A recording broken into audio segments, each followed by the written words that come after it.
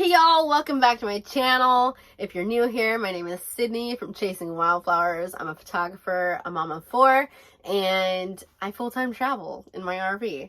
But today I wanted to talk about my third child's birth story because I have been requested to do all of these. So if you haven't watched the other ones, I'll link them down below, but I've already done Jace's and Jordan's birth stories. So today we are moving on to Jadalynns. I think that I already have a video of Jadalynns' birth story up on YouTube, but it was really awkward. It was the most boring 19 minutes of my life, and I was not a very good birth story teller, but also I had just given birth like 5 days prior, and I was really tired, and also I was trying to be quiet because my kids were taking a nap. So I think that I just couldn't get it out. Basically is what that is. But so we're just gonna start off by, if you haven't watched my other ones, it is kind of crucial that you watch those ones because it basically shows you why I chose a home birth. Both my first births were super traumatic and super chaotic and painful and just like the worst experiences ever when a birth should not be like that. I learned through watching other people's birth stories and videos, and also going down the path of more holistic living and things, that birth does not have to be painful, and birth can be like euphoric and like put you in a different realm. And birth can be amazing and beautiful. It does not have to be chaotic, and the business of being born and interventions and just like there's another way to do this. And so basically I learned that, and I became a certified doula while I was pregnant, and I learned that there is different techniques to get yourself in a state of mind that it's not painful, and that the pain, that if you do feel pain, that the pain doesn't last long, and also there's a trophy at the end and it's totally worth it. So like I just really worked on my mindset, and this birth was the birth that changed my life, and just absolutely beautiful, and I would do it 1,000 times over if I could have more births like this one, because it is the best experience in my life. And so yeah, we're just gonna get started. So 2 days before Jadalynn was born, which would have been March 15th, I went into preterm labor, and I thought that it was like, it's pro-abdominal labor is what it's called, but it felt like it was real labor. But it was like 5 minutes, 3 minutes, 7 minutes, 10 minutes, 20 minutes, 5 minutes. Like it was so all over the place, but I was definitely having contractions. And my water had broken, and my water was trickling for like 23 hours. And at that point, that's where it gets unsafe to have a home birth. So at that point, I did go to the hospital. They're like, oh, you're definitely not in labor. Your water resealed itself, and these are just like predominant labor contractions. Like, you're good. Just go back home. So I went back home after they monitored me. Like, they monitored me for like 2 hours, and they're like, yeah, you're not in labor at all. But I also kind of think that I was in just early labor, and my water was broke. But once I got to the hospital and I was in the mindset that I was in, I did not want a hospital birth. And this can happen where your body is like, nope, shuts down the production. Nope, not happening. And that's why a lot of people end up going into C-section, is because that's what their body does, unfortunately, because your body knows best. And so, yeah, I think that's what happened, and I'm honestly grateful that that happened. So then I went home, and 2 days later or I guess the next day, because I was in labor for 20 and a half hours, when I was in actual labor, and my water had broke again, and my husband was supposed to go to work, but I was like, yeah, no, my water's broken. It's my third kid. I'm not sure how long this is going to last. And, because Jace came in 3.5 hours, if you didn't watch his story. So I was kind of nervous. Like, you go to work and, you know, you could work hours away. You could be like in the middle of a job or whatever. And then I'm giving birth, like, and I'm by myself with 3 kids giving birth. So thankfully he was able to take the day off, even when he was bitched at for it, which is completely wrong. And, yeah, it was super painless. Like, I basically just put my headphones in, was listening to reggae and, hypnobirthing, and just really breathing deep when I was feeling contractions, but they weren't painful, but I just wanted to get my brain in the right functions and routine. That way, when they were painful, it was like super easy to breathe through them. So just getting my body in that rhythm. And my water was breaking. It was gross.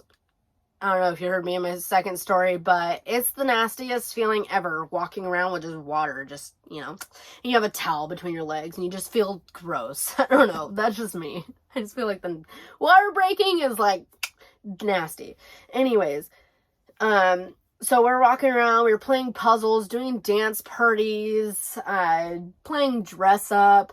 We were cooking lunch, cooked breakfast, cooked dinner, like just doing all the things. Also, I forgot to say, when my water did break, it was super late at night and we were watching Moana. My husband just got back from school because he was still an apprenticeship of plumbing, so he was still going to night school. And he had just gotten back and we were watching a movie and it was like super late because the kids took a really late nap, and so they were up really late and they really wanted to see their dad, and so they're watching a movie. My water breaks, they go to bed. I'm in labor all night, and in the morning I end up giving birth to her at 7:50 at night. Okay, so this whole entire time it's completely painless. I got in the shower, I was walking around on my yoga ball, doing everything I could, went to bed, like had a long ass nap, basically. Woke up to a contraction that was painful. And then I got back in the shower just because water can soothe you to where it can move things along a little bit. And I felt like I needed a push. And so I got out and I went in front of the mantle where I wanted to give birth to her. I had like stuff set up to where after I gave birth to her, then I could like sit on this little kiddie chair thing and kind of relax, let the placenta come out, you know, like deal with the whole afterbirth situation and have everything ready to go, like the towel, the, you know, just everything. And I was naked from the waist down. I had my robe on. And I ended up getting down in like a kneeling, squatting position.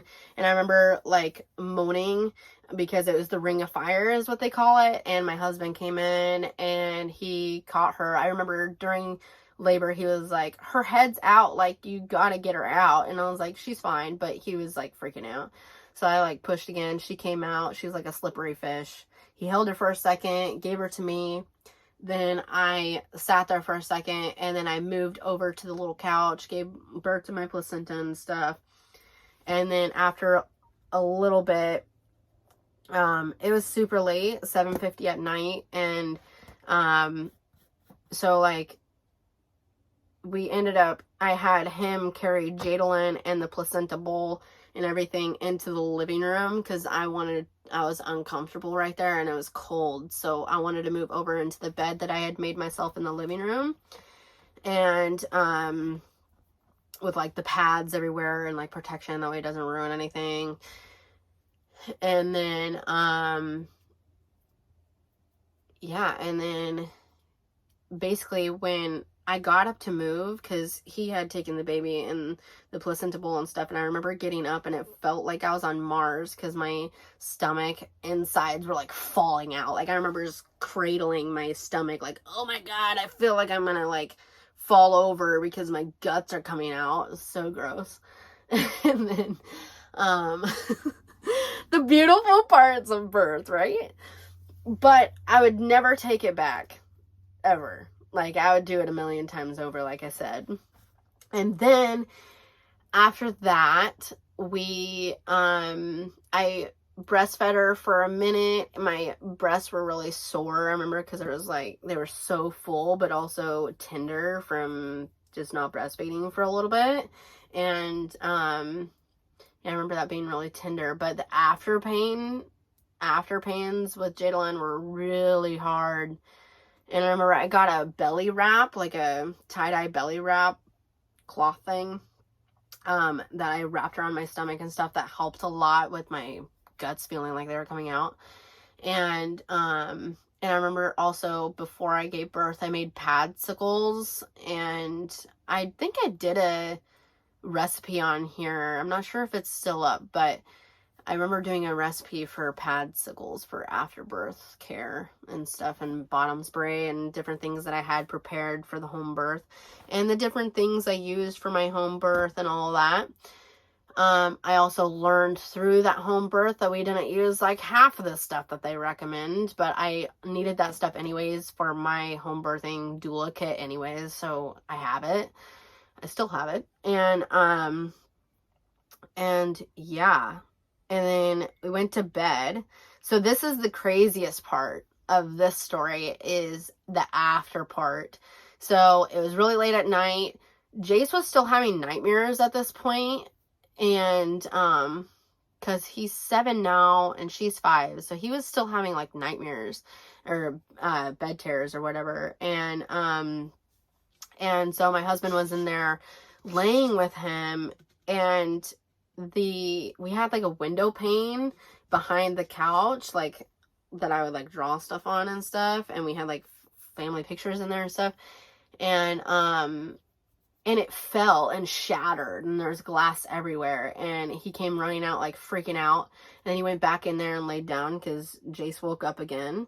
And then the front door slams open. It was like a horrible storm, and it was locked. The door was locked, and it still like swung open, being crazy. So then I tried getting up and closing it, but I couldn't. And so I had him come close it. And then after that, he goes and lays back down. And there was like a Valentine's Day balloon, because it's March at this point, and there's a Valentine's balloon behind the mantle, and it had like made its way around the mantle to where I was laying down. It was like the trippiest night ever. And I was like, okay, like my dad was there, right? Like there was definitely spirits in the room. It was insane.